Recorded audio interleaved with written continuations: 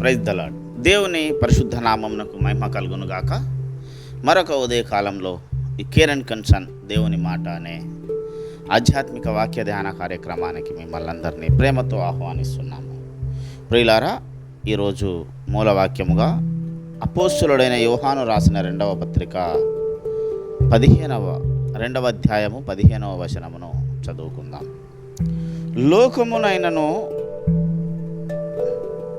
లోకములో ఉన్న వాటినైనను ప్రేమించకుడి. చిన్న మాట ప్రార్థన చేసుకుందాం. ప్రభువా, నీకు వందనాలు నాయన. చదవబడిన వాక్య భాగమును విరిచి మాకు వడ్డించండి. వినగలిగిన చెవులను, గ్రహించగలిగిన మనస్సును మాకందరికీ దయచేయండి. నువ్వు మాతో ఉండి ప్రభువా మాతో మాట్లాడండి. మాకు కావలసినటువంటి ఆధ్యాత్మిక ఆహార వాక్య జ్ఞానమును మాకు నేర్పించండి. యేసునామమున ప్రార్థించి అడిగి వేడుకుంటున్నాము తండ్రి, ఆమేన్. Praise the lord. ప్రభువునందు నాకు అత్యంత ప్రియులారా, చదవబడిన వాక్య భాగంలో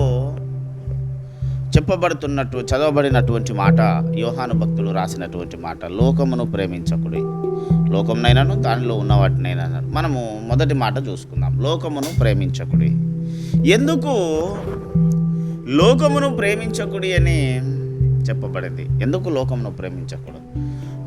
మొదట లోకం ఏంటి, ఎలాగొచ్చిందనేది మనకు సాధారణంగా తెలుసు. యేసు ప్రభువును నమ్ముకున్న వారికి ఒకసారి చిన్నగా మనం దాన్ని చూసుకుందాం. ఈ లోకమును సృష్టించింది దేవుడే. ఆదికాండంలో ఏమన్నాడు? లోకమును సృష్టించిన తర్వాత మీరు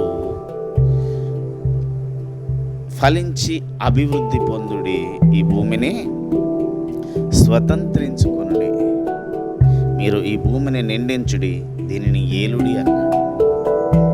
ఈ భూమి మీద, లోకము మీద సర్వాధికారాలు మనుష్యునికి ఇచ్చాడు. కానీ ఏమంటున్నాడంటే, మీరు లోకమును ప్రేమించకుడి. ఎందుకు లోకాన్ని ప్రేమించకూడదు? ఇదే యేసు ప్రభుల వారు యోహాను సువార్త 3వ అధ్యాయము 16వ వచనంలో రాయబడింది. ఇదే అపోస్తలుడైన యోహాను రాశాడు. ఏమని? దేవుడు లోకమును ఎంతో ప్రేమించెను. దేవుడు లోకమును ఎంతో ప్రేమించాను. దేవుడు లోకాన్ని ప్రేమించాడు. కానీ దేవుడు సృష్టించిన మనిషికి చెప్తున్నాడు, దేవుడు నీవు లోకాన్ని ప్రేమించకూడదు అని. ఎందుకు ఈ డిఫరెంట్, ఈ వ్యత్యాసము, ఈ వ్యతిరేకత ఎందుకు వచ్చిందో మనకు అవసరం. ఇప్పుడు చాలామంది అంటుంటారు, దేవుడు లోకమును ప్రేమించాడు కానీ మనిషి ప్రేమించకూడదు. చాలాసార్లు విన్నాం. ఎందుకు ఎప్పుడైనా ఆలోచించామా? దేవుడు ప్రేమిస్తే లేని తప్పు మనిషి ప్రేమిస్తే ఎందుకు వచ్చిందని చెప్పాడు దేవుడు. చిన్న మాటే, విస్తారమైన మర్మముల గనిది.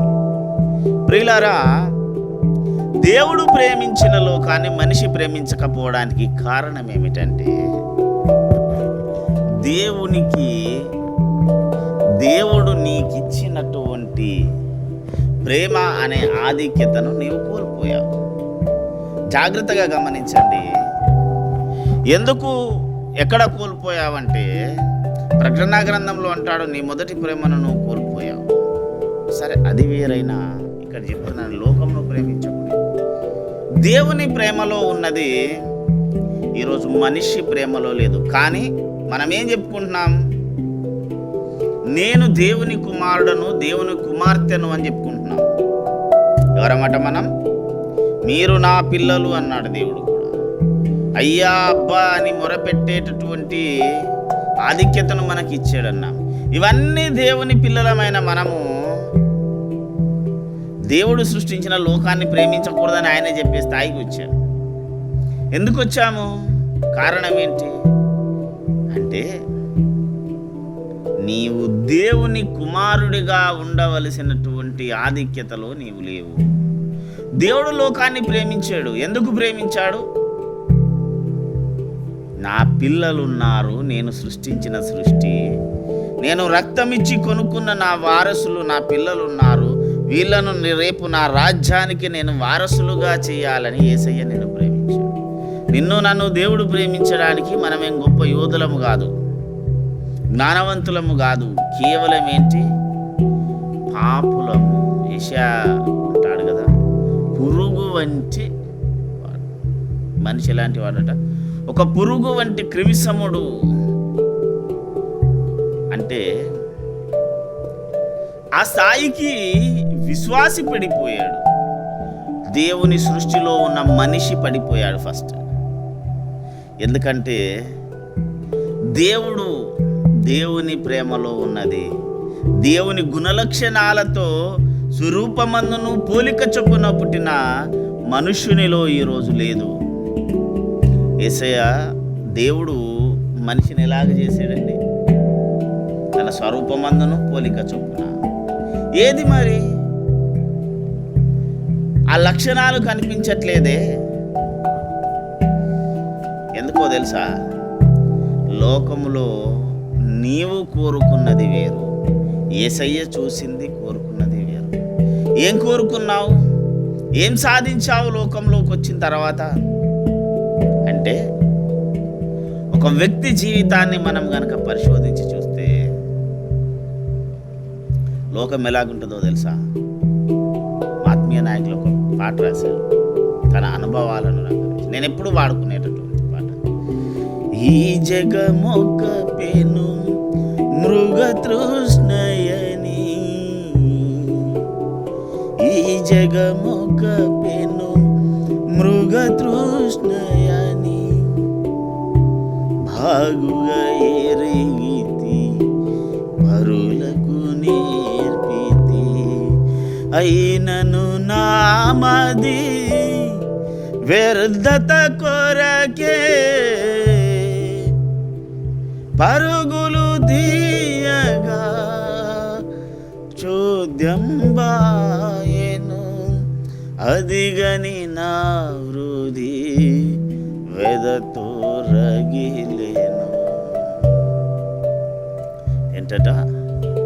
ఈ జగం ఒక పెను మృగతృష్ణ. పెను అంటే గొప్పది, పెద్ద. మృగతృష్ణ అంటే ఎండమావి, సెలయేళ్ళు అంటాం ఎడారిలో. సెలయేళ్ళు అంటే ఎండమావి, అంటే ఎడారిలో ఒక నీరు ఉన్నట్టుగా కనిపించేటటువంటిది. దేవుడు లోకంలో నీ రక్షణను చూశాడు, నీ ఆశీర్వాదాన్ని చూశాడు. మనమేం చేస్తున్నాం ఈరోజు?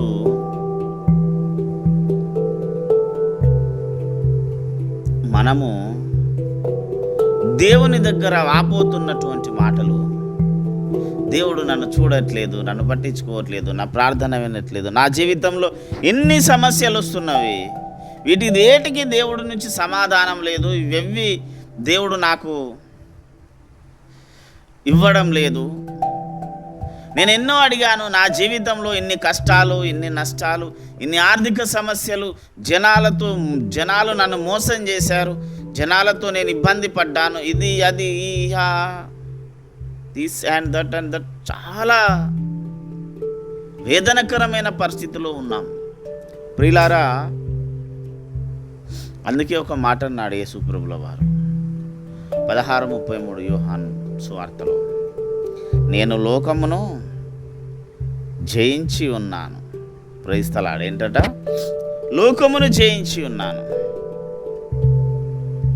అందుకన్నాడు కదా మన మూలవాక్యం మనం చదువుకున్న దాంట్లో, లోకమును ప్రేమించకుడి. ఎందుకు ప్రేమించకుడి అంటే, లోకాన్ని జయించే స్థాయి లేదా లోకములో ఉన్న వాటిని జయించేటటువంటి స్థాయిలోని ఆత్మీయ సిద్ధపాటు ఉందా? ప్రియులారా, చాలామంది దేవుని పిల్లలుగా మనం ఈ భూమి మీద బ్రతుకుతున్నప్పుడు చాలా చెప్పబడ్డాయి, చాలా నేర్చుకుని వచ్చాం. ఈరోజు ఈ వాక్యం వింటున్న శ్రోతలు కానీ, వింటున్న సంఘస్థులు కానీ, దేవుని పిల్లలు కానీ ఒకటే ప్రశ్న అడుగుతున్నా. యేసు ప్రభు దగ్గరికి నువ్వు వచ్చినప్పుడు ఏమి నేర్చుకున్నావు, ఎన్ని పాటించావు? ప్రియులారా, లోకము దాని ఆశలు గతించును అని చెప్పబడింది కదా. గతించేటటువంటి ఆశల వెంట ఎన్నిసార్లు నువ్వు పరిగెత్తలేదు? ఈరోజు దేవుణ్ణి అడుగుతున్నాం, నాకు ఇన్ని సమస్యలు వస్తున్నాయి ప్రభువా, నువ్వు చూస్తూ ఉన్నావు ఎందుకు, ఎలాగున్నావు అంటున్నాం కదా. ప్రియులారా, సమస్యలకు కారణం దేవుడా? కాదు కదా. నిన్ను సృష్టించాడు, నీకు స్వతంత్రతనిచ్చాడు, ఏదైనా చేయడానికి నీకు అధికారం ఇవ్వడం దేవుడి తప్ప కాదు కదా. ఏ వ్యక్తి తనకు నచ్చినట్లు బతకడం క్రైమ్ కాదు కదా. కానీ అక్కడే నువ్వు తప్పిదములో పాపములో పడిపోతున్నావన్న మాట కూడా మర్చిపోకూడదు. దేవుడు లోకమును ప్రేమించాడు. ఎస్, ఆయన పిల్లలుగా లోకమును ప్రేమించే అధికారం మనకున్నది. నేను చెప్తున్నాను, మీరు అనొచ్చు అయ్యగారు తప్పు మాట్లాడుతున్నారని. కాదు, నిజమే, అబద్ధం చెప్పట్లేదు. నేను లోకమును ప్రేమించే అధికారం ఉన్నది. ఎవడొద్దన్నాడు నేను లోకాన్ని ప్రేమించగా? యేసు ఎలాగూ ప్రేమించాడో నువ్వు అలాగనే ప్రేమించు. తప్పేముంది? చెప్పాడు కదా, మీరు నన్ను పోలి నడుచుకోండి అని చెప్పాడు కదా దేవుడు. దేవుడు లోకాన్ని ప్రేమించినప్పుడు మనము ప్రేమించవచ్చు. మన యోహాను పత్రిక 2:15లో ఉన్నటువంటి మాట ఏంటి? ప్రేమించకుడి. ప్రేమించమని చెప్పి ప్రేమించకమని చెప్తున్నాడంటే లోకమును ప్రేమించేటటువంటి దాంట్లో గెలిచేటటువంటి స్థాయిలో నీవు లేవు, మన జీవితాలు లేవు. ఎందుకో తెలుసా? ఎందుకంటే మనిషికి ఈరోజు సంతృప్తి లేదు. కారణం అదే. నువ్వు లోకమును ప్రేమించడం మొదలు పెడితే నీవు తృప్తిగా బ్రతకలేవు. ఇది నిజం. ఇది నాట్ ఓన్లీ క్రిస్టియన్స్, అందరూ నేర్చుకోవలసినటువంటి విషయం, అందరికీ తెలవలసినటువంటి విషయం. నీవు లోకాన్ని ప్రేమించడం మొదలు పెడితే ప్రశాంతంగా బ్రతకలేవు, సమాధానంగా ఉండలేవు, తృప్తిగా నిద్రపోలేవు, యథార్థంగా జీవించలేవు, ప్రశాంతంగా అన్నం కూడా తిండి కూడా తినలేని స్థాయికి నువ్వు దిగజారిపోతావు నా ప్రియ సహోదరుడా, సహోదరి. ఎందుకంటే లోకంలో ఉన్న ఏకైక అనుభాంబు కంటే ఘోరమైనది ఆశ. ఆశ చాలా ఈజీ మాట ఆశ, but the most dangerous. Satisfaction లేని జీవితంలోనికి నేను నెట్టేస్తుంది. ఫర్ ఎగ్జాంపుల్, ప్రేమ. ఈ కాలంలో ముఖ్యంగా యవనస్తులకు కానీ ప్రతి ఒక్కరికి కానీ చెప్తున్నాను, ప్రేమ ఈ లోక ప్రేమ, దేవుడి ప్రేమ కాదు. సాటిస్ఫాక్షన్ లేదు. ఎందుకో తెలుసా? ఇద్దరు ఒకేలాగా ప్రేమించేవారు లేరు కనుక. ఒకరిది ఆశ, మరొకరిది అవసరం. నిజమే చెప్తున్నాను. ఒకరిది ఆశ అయితే మరొకరిది అవసరం. ఏం ఆశ సార్, ఏం అవసరం అంటే వారి వారి మనసులో ఉన్నటువంటిది ఉంటుంది. ఈ దేవుని వర్తమానంలో నేను దాన్ని ఇంకా విడమర్చి చెప్పలేను, ఎందుకంటే అంత అజ్ఞానులు ఎవరు లేరు ఈ కాలం. అన్నీ ఈ ఆశ అవసరాలకు మధ్య పోరాటం. నిజంగా నా ప్రియ యవన బిడ్డలకు చెప్తున్నాను, మనస్ఫూర్తిగా గనక నువ్వు ఒకరిని ప్రేమిస్తే ఎదుటి వ్యక్తి భయపడకుండా నీతో బ్రతకాలి. ఎందుకంటే బైబిల్ గ్రంథం చెప్పింది, యోహాను భక్తుడే చెప్పాడు, ప్రేమలో భయం ఉండదు, టెన్షన్ ఉండదు. నిజంగా నువ్వు ప్రేమించే వ్యక్తికి నువ్వు ఇచ్చే మొట్టమొదటి బహుమానం ఏంటి అంటే, నీ విషయములో ఎదుటి వ్యక్తి భయపడకుండా నువ్వు బ్రతకాలి. ప్రేమించేవాడు భయపడుతున్నాడు అంటే ఆ అన్సెక్యూరిటీ ఫీలింగ్ను కలిగించింది ఎవరంటే ఎదుటి వ్యక్తి. అర్థమైందా? ఎదుటి వ్యక్తి అన్సెక్యూరిటీ ఫీలింగ్ను కలిగించాడు కనుక ఈ అమ్మాయి అయినా అబ్బాయి అయినా యథార్థంగా ఉన్నప్పుడు భయపడతాడు. ఎందుకు భయపడుతున్నాడంటే ఏమి జరుగుతుందో, ఏం చేస్తారో, ఉంటారో, వెళ్ళిపోతారో, నన్ను వదిలేసి ఇంకోరితో, ఇవన్నీ పిచ్చి కథలు, చిల్లర కథలు. అందుకే యేసు ప్రేమించినట్టుగా మనం ప్రేమించలేం. ఎందుకో తెలుసా? యేసయ్య ప్రేమలో నమ్మకత్వం ఉన్నది. నీ ప్రేమలో నా ప్రేమలో అనేక సార్లు కనపడదు. యథార్థంగా ప్రేమించేవారు ఉన్నారు, కానీ ఈ కాలం అలాగలేదు. యేసయ్య ప్రేమలో నమ్మకత్వం ఉన్నది, యేసయ్య ప్రేమలో ఓదార్పు ఉన్నది, ఓర్పు ఉన్నది, నిజాయితీ ఉన్నది. ప్రేమ యేసయ్యది. కానీ నీది నా ప్రేమలో నిజాయితీ ఎక్కడుందండి? ఈరోజు అనేక మంది ప్రేమల్లో నిజాయితీ లేదు. అరే ఏ వయసు వారన్నా కానీ నిన్ను ప్రేమించే వ్యక్తిని నువ్వు అన్సెక్యూరిటీ ఫీలింగ్లోనికి, ఒక అభద్రతా భావంలోనికి వెళ్తున్నాడంటే దాన్ని ఎదుటి వ్యక్తి నెట్టేశాడు 100% అది బైబిల్ గ్రంథమే చెప్తుంది. ఎందుకంటే నిన్ను వలే నీ పొరుగువాన్ని ప్రేమించవని, ఎదుటి వ్యక్తి నిన్ను ఎలాగ ప్రేమిస్తున్నాడో నువ్వు అంత నమ్మకంతో ప్రేమించినప్పుడు, అంత నమ్మకంతో నువ్వు బ్రతికినప్పుడు, అంత నమ్మకంగా నువ్వు అతని కొరకు నిలబడ్డప్పుడు లేదా ఆమె కొరకు నిలబడ్డప్పుడు అనుమానం ఎందుకు వస్తుంది? భయం ఎందుకు ఉంటుంది? ఉండదు కదా.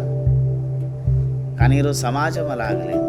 అందుకే అన్నాడు, లోకమును ప్రేమించకుడి. ఈ శరీరక సంబంధమైన ప్రేమ లోకానుసారమైనదా, ఆత్మానుసారమైనదా?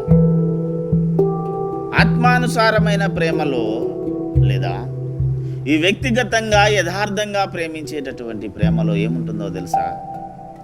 నీ గురించి పట్టించుకుంటారు,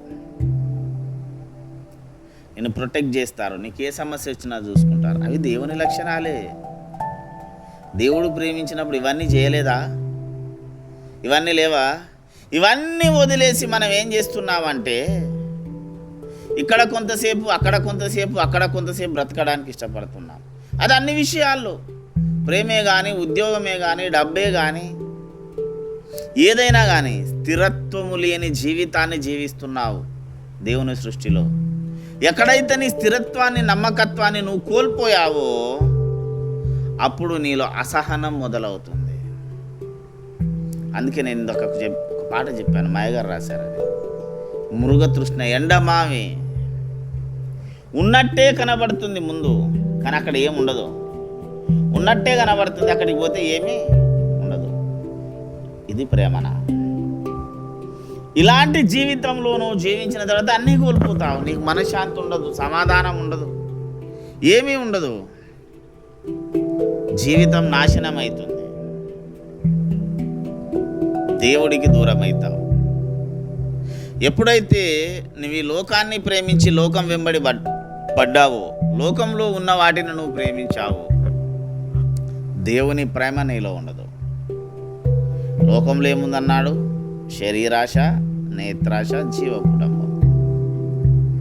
కనులకు ఇంపైన దాని వెంబడి పరుగులు తీసేటటువంటి బ్రతుకు ఆగిపోవాలి. ఈరోజు క్రైస్తవ సమాజానికి లేదా ఈ యావత్ ప్రపంచంలో ఉన్న ప్రతి వ్యక్తికి నేను ఒక మాట చెప్తున్నాను.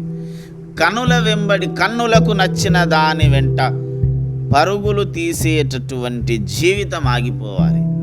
నేను ఒక పాట రాశాను, అందులో ఉంది, కంటికి నచ్చిన పడతుల కోసం, చూపుకు నచ్చిన పరుల వానికై పరుగెత్తే లోకాశలలో నీ ముందు కనిపించేటి రమ్యమైన లోకాశకు బానిస అయితున్నావా? యథార్థత లేకనే ఏడ్చే బ్రతుకు కావాలని, యథార్థత లేకనే ఏడ్చే బ్రతుకు కావాలని కోరుకొని వేసారి దేవునికి దూరమై అశాంతితో అంగలాచుచున్నావా? ఇది ఒక చరణం, నేను రాసిన పాటలు. దాని పల్లవి ఐడియా లేదు, కానీ దేవుడి ప్రతి స్మరణకు తెచ్చాడు. ఇది త్వరలో మీ ముందుకు వస్తుంది అనుకుంటున్నాను. సాంగ్ ఏంటట? కంటికి నచ్చిన దాని కొరకు, అది అమ్మాయి స్త్రీ కొరకు కావచ్చు, పురుషుని కొరకు కావచ్చు, లేదా నీ కళ్ళ ముందు అందంగా నీ కనబడుతున్నది ఏదైనా కావచ్చు, డబ్బు కావచ్చు, ఇంకేదైనా ప్రాపర్టీస్ కావచ్చు, ఫుడ్ కావచ్చు, ఏదైనా వాట్ ఎవర్ ఇట్స్, దేని కొరకు నువ్వు పరుగులు తీస్తున్నావు? ఆశ. అందుకే చెప్పాను, ఆశ చిన్నదే, ఇట్స్ మోస్ట్లీ డేంజరస్. ప్రియులారా, ఈ ఆశను నీవు నీ నియంత్రించుకోవడంలో ఫీల్ అయ్యావు. అందుకే చెప్పాడు కంటికి నచ్చినది అని. అన్నీ నచ్చుతాయి. ఈ లోకం ఎలాగుంది? రమ్యముగా అందమైనది, రంగు రంగుల.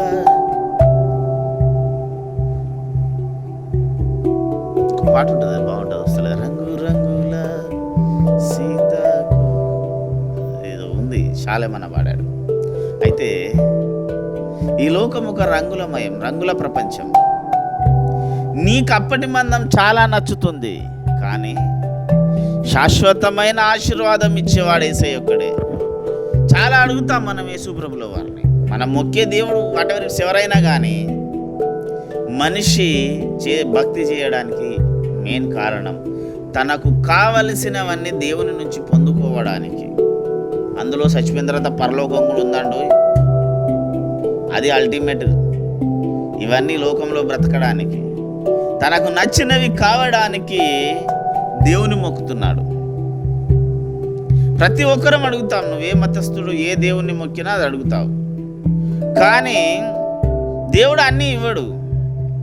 ఇక్కడ మనకు క్వశ్చన్ వస్తుంది, నేను అడిగింది దేవుడు ఇయ్యలేదని అలిగి వెళ్ళిపోయేవారు ఉన్నారు. వెళ్ళిపోయే ధైర్యం చేయక సనుగుకుంటూ గొనుగుకుంటూ దేవుడితో కలిసి నడవాలనుకునే వాళ్ళు ఉన్నారు. ఒక విషయం చెప్తా వినండి, నీవు సనుగుకుంటూ గునుగుకుంటూ ఎన్నాళ్ళు భక్తి చేసినా వ్యర్థమే. ఎన్నాళ్ళు భక్తి చేసినా వ్యర్థమే. దేవుని పేరు పెట్టుకొని దేవుని కొరకు చక్కగా నిలబడనంత కాలము వ్యర్థమే. నిన్ను సృష్టించిన వాడికి తెలుసు నీ లైఫ్కి ఏది అవసరమో. దేవుని చిత్తానికి లోబడి నువ్వు బ్రతికితేనే నీ జీవితం ఆశీర్వాదం. లేకపోతే సకలము కోల్పోవలసి వస్తుంది. దేవుని చిత్తానికి బయట దేవుడు ఇష్టం లేదని నువ్వు అడిగిన ప్రతిదీ దేవుడు ఇవ్వడానికి సంసిద్ధంగా ఉంటాడు. ఎప్పుడు దేవుడు అనే పర్సన్ నువ్వు అడిగిన ప్రతిదీ ఇవ్వడానికి ఇష్టపడుతూ ఉంటాడు. కానీ అది ఎప్పుడు దేనికి ఇస్తాడంటే నీ లైఫ్కి అది కరెక్ట్ అయితేనే ఇస్తాడు. కరెక్ట్ కాకపోతే దేవుడు ఇయ్యడు. మనం దాన్ని ఏమనుకుంటామంటే చాలాసార్లు నాకు దేవుడు ఇయ్యలేదు, నాకు దేవుడు ఇయ్యడు. ఎందుకు ఇవ్వాలి? నిన్ను సృష్టించి నీకు తన రూపాన్నిచ్చి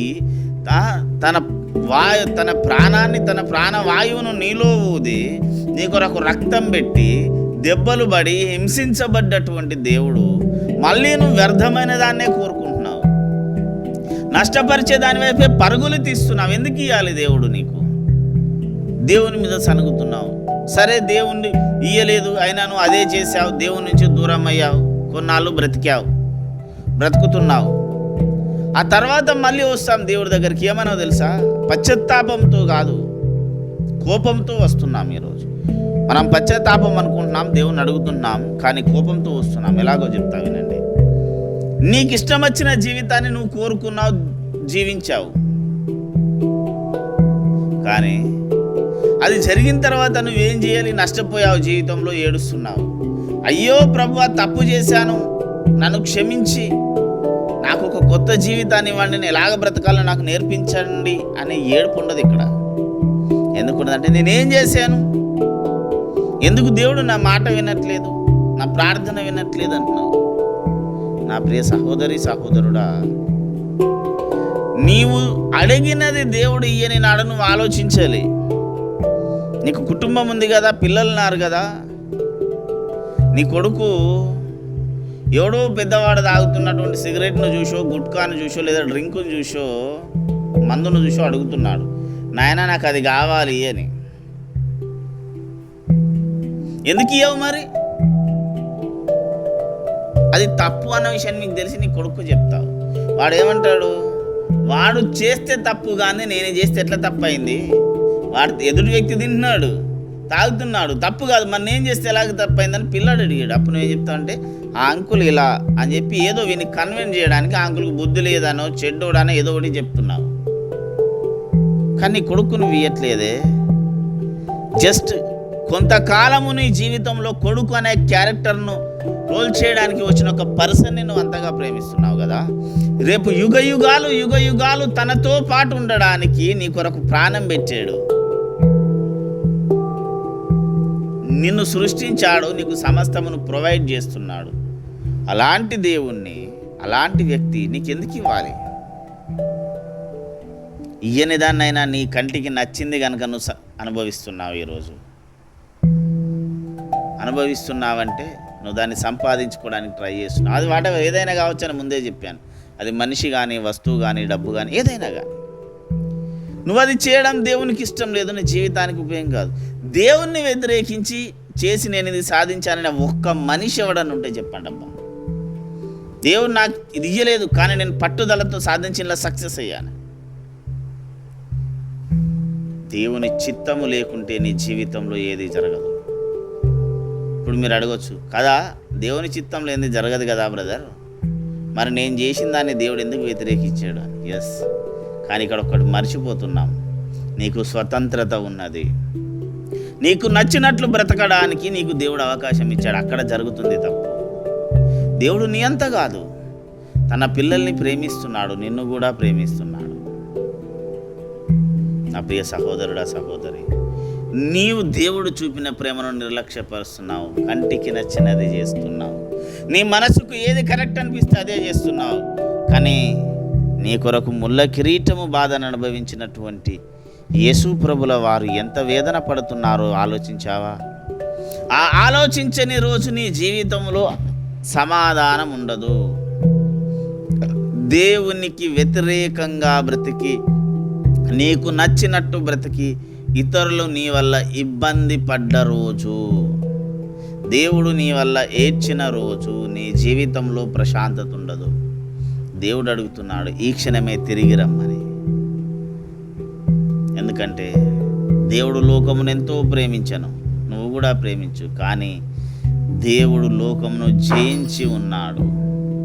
లోకమును నువ్వు జయించగలిగితే మాత్రమే ఈ లోకాన్ని ప్రేమించే అధికారం ఉంది. నీ కనులకు నచ్చిన దాన్ని చూసి ఆగలేని స్థాయిలో ఉన్న నీవు దేవుని కుమారుడవే కాదు, శరీరము దాని ఇచ్చలను నువ్వు ద్వేషించని నాడు నీవు దేవుని కుమారుడవు కాదు. దేవుని ఆత్మ నీలో ఉండదు, దేవుని దీవెన నీతో ఉండదు, నిన్ను వెంబడించే వారితో కూడా ఉండదు. ఒక మాట చెప్తున్నాను, లోకమును జయించలేనటువంటి సేవకుడి దగ్గర ఉండడం వ్యర్థం. ఎందుకంటే వానికే జయము అనేటటువంటి జీవితము లేదు, వానికే సమాధానము లేదు. అలాంటి వానితో నువ్వు కలిసి ఉండడం వ్యర్థం. ప్రియులారా, ఒకటే మాట చెప్తున్నాను, లోకము దాని ఆశ, దానిలో ఉన్నవన్నీ గతిస్తాయి, కానీ దేవుడి ప్రేమ నిలకడగా ఉంటుంది. దేవుని ప్రేమ ఈ లోకాన్ని ప్రేమించినట్టు నీవు ప్రేమించగలిగితేనే ప్రేమించు. దేవుడు వ్యతిరేకించిన దాన్ని, అది కూడా ఈ లోక ప్రేమే కనుక నేను దాన్ని ప్రేమిస్తున్నాను, దేవుడు ప్రేమించాడు నేను ప్రేమిస్తున్నాను అంటే దేవుడు ఎలాగ ప్రేమించగలిగాడు అలాగా ప్రేమించగలిగితేనే ప్రేమించు. నిస్వార్థమైన ప్రేమతో నువ్వు ప్రేమించగలిగితే లోకంను ప్రేమించు. లోకంలో ఉన్న వాటిని కాదు. యేసయ్య అన్నాడు, చివరి మాట చెప్పి ముగిస్తాను, లోకంలో మీరుండాలి, మీలో లోకంలో. నేను చెప్తున్నా, ఎప్పుడు చెప్పే మాట ఇది. మనం లోకంలోనే ఉండాలి, తప్పదు. కానీ లోకం మనలో ఉండకూడదు. ఆ మనలో లేని లోకమే యేసయ్య ప్రేమ.